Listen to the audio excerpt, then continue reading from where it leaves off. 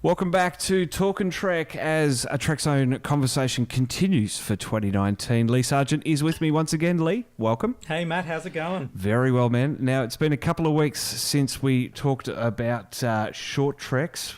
Let's dive back into the beginnings of the franchise again. Let's talk the animated series. Which were kind of short treks in their own. Yeah, very true, very true. So 22 20-minute episodes on a Saturday morning in the kids' cartoon block. I'm pretty sure that's where it went to air in Australia as well. Yeah. What do you remember about it? Not a huge amount. I do remember it being on. I do remember watching at least one episode of it and not being impressed. As a kid, I wasn't. It didn't. There was better cartoons on when I was a kid. Like, this is the era of Transformers, Voltron, GoBots, whatever type of thing. Like, so it was kind of for my childhood, it was a golden age of cartoons, and you couldn't compare this kind of 70s Star Trek animation with, say, Robotech at the time. It just, it was, again, and we keep saying, we go back to this all the time, but it was a product of its time. It was very much the Hanna-Barbera Filmation kind of effect, the Scooby-Doo kind of animation. And as a kid, that just didn't appeal to me. So the fact that it was Star Trek, at that stage, I wasn't, fully aware that I was a Star Trek fan. So it was a matter of Star Trek was just a show that I really enjoyed, and it wasn't until I was older that I kind of, became a Trekkie, I guess. And so the show just never really pulled me in when it was on Australian TV. I've since gone back, of course, and I think when it came out on DVD was when I watched all of it. Yep, same here as well. I do remember it, I think it was on Channel 7 for us, and Saturday afternoons. What I remember most about the actual broadcast was confusion. This is Star Trek, but it's on Saturday mornings. It's animated. What's going on? Because again, as you said in the original series episode of Talk and Trek, it was a time when the internet wasn't prolific, and Memory Alpha, sites like Memory Alpha, and dare I toot my own horn here and say Trek Zone wasn't around, to sort of give you that background information on what was going on, what is this show that we're seeing. And it was interesting, I was just reading a quote from Memory Alpha which said that Filmation, the guys that produced the animated series, defined animation economy because they reused shots again and again, reduced the character movements to a minimum, which sometimes was a bit clumsy because characters would stand completely still for minutes at a time. Well, I remember the running. Oh, yes. And that's actually when you said, what do you remember? That's what I remember as a child, is I remember the music and the running. Yes. Because the running is so unnatural. Lean the character forward and spin and blur the background. Pretty much. So it was... Yeah, and I think what's interesting is when you go back and watch the show again, the stories are a lot more sophisticated than warranted. This animated show, like this story, they didn't drop the quality of the stories. They actually went and said, well, there was bizarre stuff that they could do that they couldn't do in original series because they didn't have the budget, and so we suddenly have a cat on the bridge, and we have Arix. I can't remember what his species was, but he's got multiple limbs, which I think was always the vision of Star Trek, of this kind of multi-alien, multicultural kind of place, and they were able to do that. So there's all of that aspect, but it never really, and it's still to this day, I don't know if it feels like it's part of Star Trek. Like, I know they say it's not canon, and I kind of argue that I think there is certainly stuff in here which is canon.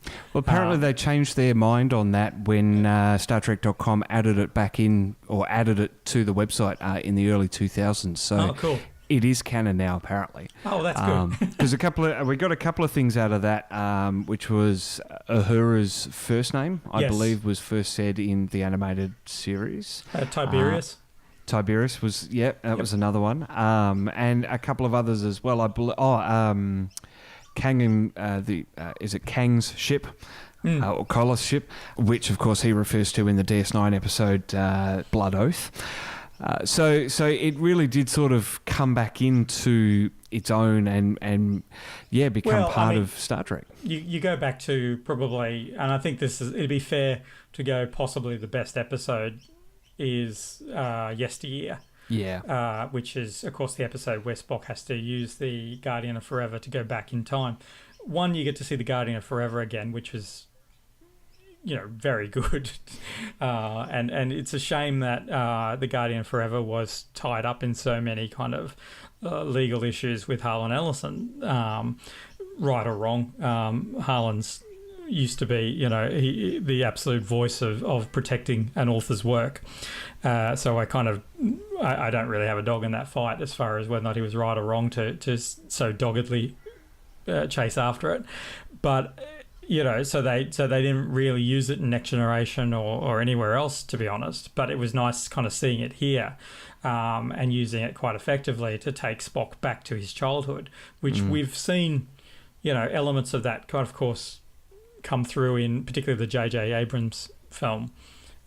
This idea of Spock kind of, and we've heard things about Spock being an outcast and stuff, but yeah, I think that episode really elevates the whole series up in its kind of standing because it's such a good episode. And of course, it's created so much kind of lore from that one episode. The Vulcan Forge, the desert, which we of course saw in Enterprise. So again, it's all of these little things that have propagated throughout the franchise, and it really became sort of an anchor point to get people through the 70s without new Trek. I think it's you're looking at.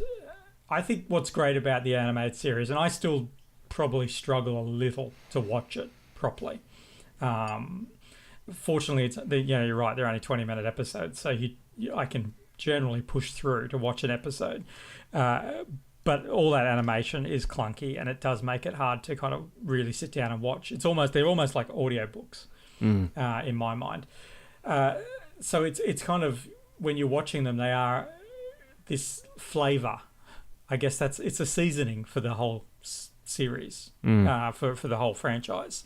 That's the way I kind of look at animated series. Like I'm happy to kind of argue animated series is canon, and as you said, if they've officially kind of announced that that's or accepted the fact that it's there, I think that's a welcome thing, because I think there's a lot of stuff in there that is really, really cool, and it's just kind of neat that it would be a shame to think that Maress and Arix weren't official.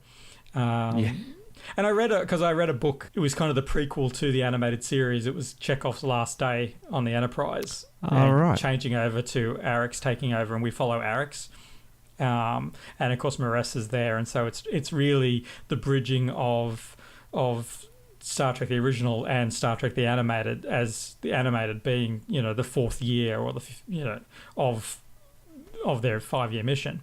And I've got a much greater appreciation for that amalgamation of the shows. It's definitely not my favorite series, but it's Star Trek. So yeah, the thing with Walter Koenig not actually lending his voice to the show, he penned an episode, The Infinite Vulcan, so every one of the original cast came back in some capacity. Of course, you've got people like I blanked on his name, Montgomery Scott. Jimmy Doohan. Yeah. You've got people like Jimmy Doohan that are lending their voices to the bulk of the guest cast. So it really became this small, tight-knit production that was almost a serving to the fans of, here you go, we're making some new stuff, here's some fresh stuff for you to have, and then of course we ended up doing some movies after this. So it really was the start of the reinvigoration of the franchise almost. I think it's interesting too, because particularly the Chekhov situation, in that deciding who was the core crew to go into the movies. And I'm always kind of intrigued that Major Barrett didn't, like Nurse Chapel didn't take on a greater role in the films. And I'm not really sure why that was the case, because some would argue that she had a bigger part than Chekhov. I mean, Nurse Chapel was definitely there from the beginning. She was, clearly in the animated series in quite a capacity, and she was in the motion picture. Probably in the motion picture, just because she wasn't on the bridge, she certainly had a role to play, and she was certainly featured. So it's odd that in Star Trek 2 she's not there. Yeah, it is very strange. There were some interesting choices that they made. Well, in the series as a whole. Yeah. But I did like the fact that we got to see more alien species 100%. That weren't bipedal. 100%. And that was the genius of the show. Even the Beyond the Furthest Star, I think the spaceship in that is exceptionally good. I actually was in last year's Star Trek 365, it was one of the first, I think it was the second or the third, it would have been the third drawing I did, was actually of that spaceship, because it struck me as this is a design that is brilliant, but you could never have filmed it for original Star Trek. And you would have had trouble even filming it for shows at the time of the animated series. It would not have been an easy spaceship to film, because it was this kind of, so if you don't know it, it was basically a bunch of ovals joined together by tethers. So it was almost this kind of seed pod kind of style organic kind of ship that each of the seed pods had burst. So the ship was a derelict, but it was it was an amazing design, and I really, really love that. And I do love, even though they were very